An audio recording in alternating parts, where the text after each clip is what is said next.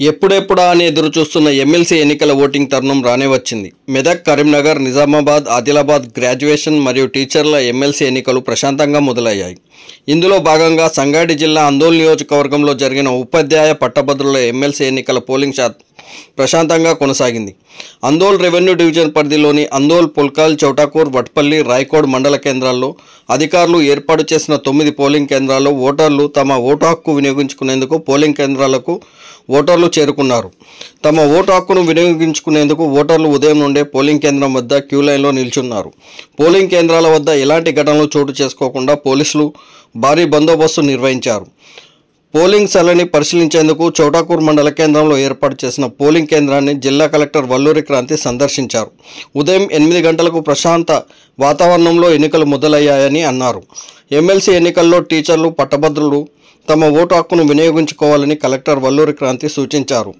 వికలాంగులు తమ ఓటు హక్కు వినియోగించుకునేందుకు వీలుగా ప్రతి పోలింగ్ కేంద్రాల్లో ర్యాంపులు ఏర్పాటు చేసి వీల్ చైర్స్ అందుబాటులో ఉంచామని తెలిపారు. పోలింగ్ కేంద్రానికి ఓటు వేసేందుకు వచ్చే ఓటర్లకు ఇబ్బందులు తలెత్తకుండా ఉండేందుకు అన్ని సౌకర్యాలు కల్పించామని అధికారులు తెలిపినప్పటికీ అందోల్ ప్రభుత్వ పాఠశాలలో ఏర్పాటు చేసిన పోలింగ్ కేంద్రంలో ఓటర్లు ఇబ్బందులకు గురయ్యారు. భద్రుల పోలింగ్ బూత్ వద్ద ఎండ తీవ్రతతో ఇబ్బందులు పడ్డారు. శివరాత్రి పండగ సందర్భంగా ఉపవాసాల దీక్షతో నీరసంతో ఎండ తీవ్రతను తట్టుకోలేకపోతున్నామంటూ ఆవేదన వ్యక్తం చేశారు.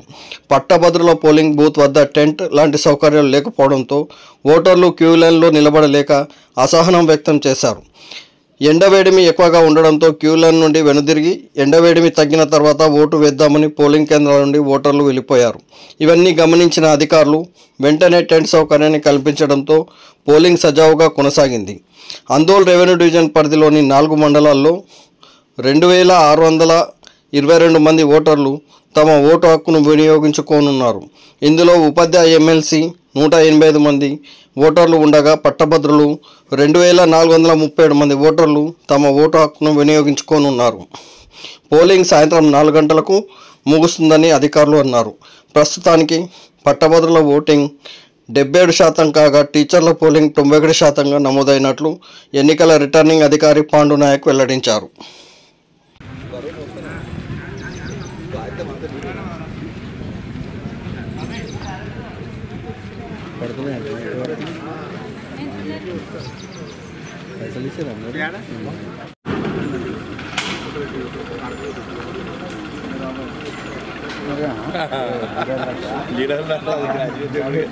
జాబులు రాక ఈ పొలిటికల్ నమస్తే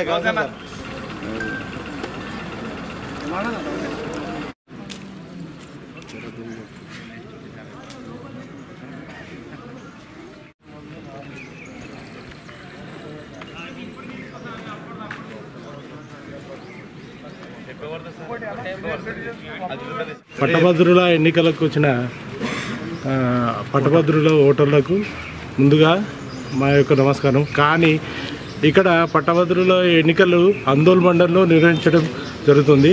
ఈ అందోల్ మండలంలో జోగిపేట్ ప్రధాన కార్యాలయంలో సెంటర్ పెట్టలేరు ముఖ్యంగా. ఎందుకంటే జోగిపేట్ అనేది చాలా చరిత్ర గలది. అక్కడ అసలు ఓటర్ సంఖ్య ఎక్కువగా ఉంటుంది. నియోజకవర్గ కేంద్రంలో అసలు సెంటరే లేదు. మేము అంత దూరం నుండి ఇక్కడ రావడం వల్ల చాలామంది ఓట్లు వేయలేకపోతున్నారు. అంత దూరం నుండి ఇక్కడ రావడం వల్ల. ఇంకోటి ఏంటంటే మాకు రూమ్ నంబరు ఫస్ట్ అలర్ట్ చేసి 1వ అలర్ట్ చేశారు. ఈ రూమ్ నంబర్లో చాలా రద్దీ ఓటర్లు ఎక్కువగా ఉండడం వల్ల చాలా ఎండలో నిలవడం జరిగింది. ఒక టెంట్ ఏర్పాటు చేస్తే